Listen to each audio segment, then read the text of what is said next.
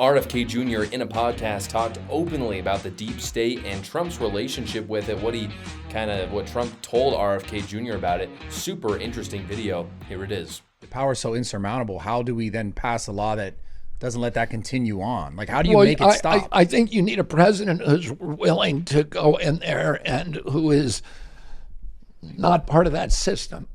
And I think that's President Trump. And President Trump, I think, tried to do that the last time to drain the swamp. And he was well-intentioned, but he didn't know how to do it. And he said that to me. He said, I didn't know anything about governing. And he said, we won this election, and then all of a sudden, you got to fill 60,000 jobs or something like that. And he said, I was surrounded by people, by lobbyists and business interests who were saying, you got to appoint this guy, you got to appoint that guy, and that's what he did. And he told me, I don't want to do that again.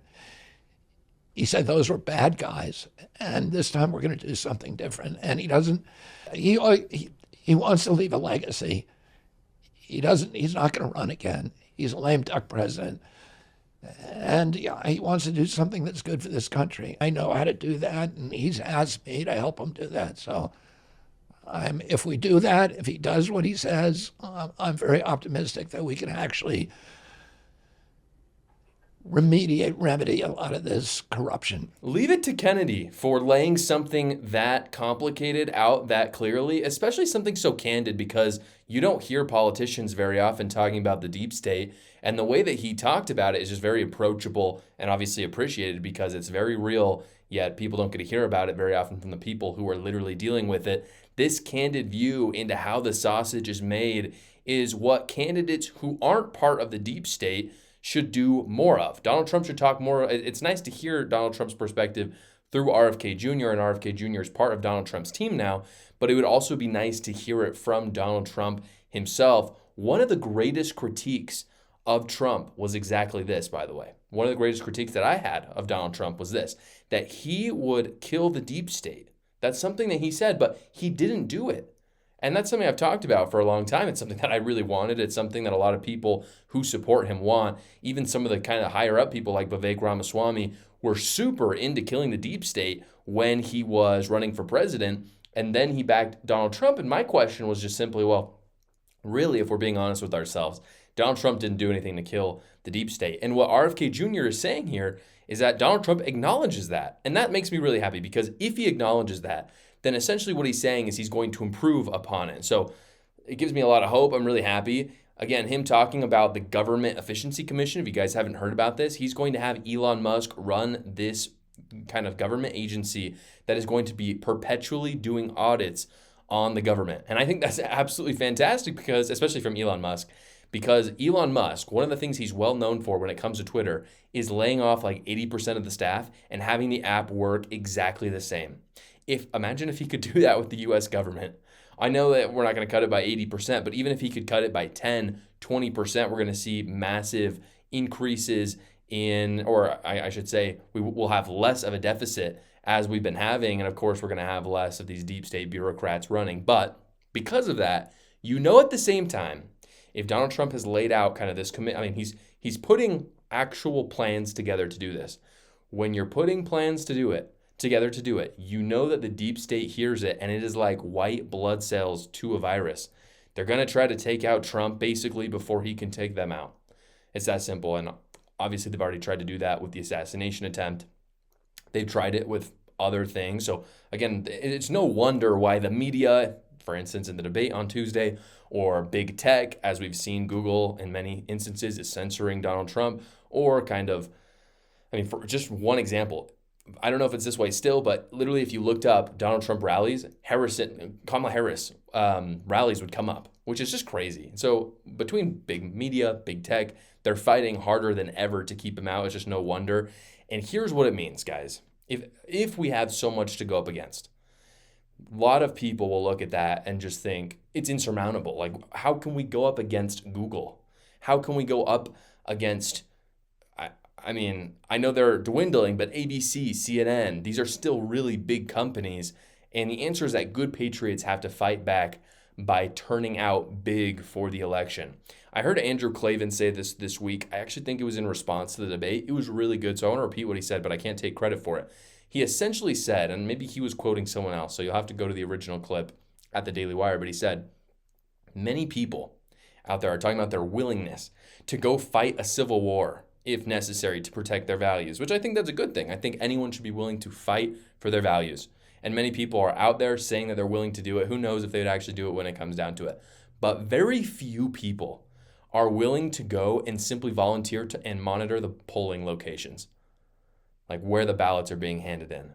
And that's really profound to me because basically it's saying we can whine and complain all day about the corruption, or we can take our country back by showing up at the ballot booth and making sure there isn't voter fraud.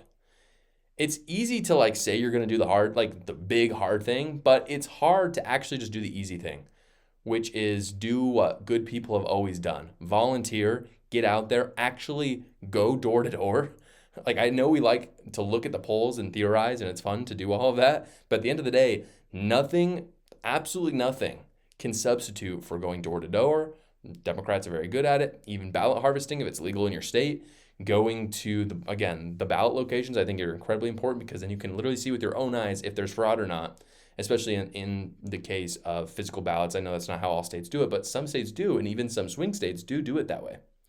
And then, of course, turnout is massive. We like to talk about polls. We theorize. It's fun. At the end of the day, though, it doesn't matter how many people support Donald Trump or Kamala Harris. It just doesn't. What matters is who shows up for them. And so I predicted for a long time. This is a long-standing prediction. In 2 months, we're going to find out if I'm right or not. But my prediction for a long time is that this is going to be a historically low turnout for Democrats. I'm not saying, again, don't misunderstand me. If they poll the population, I'm not saying that historically those polling is going to be bad for Democrats. What I'm saying is I don't think people are going to show up for Kamala Harris.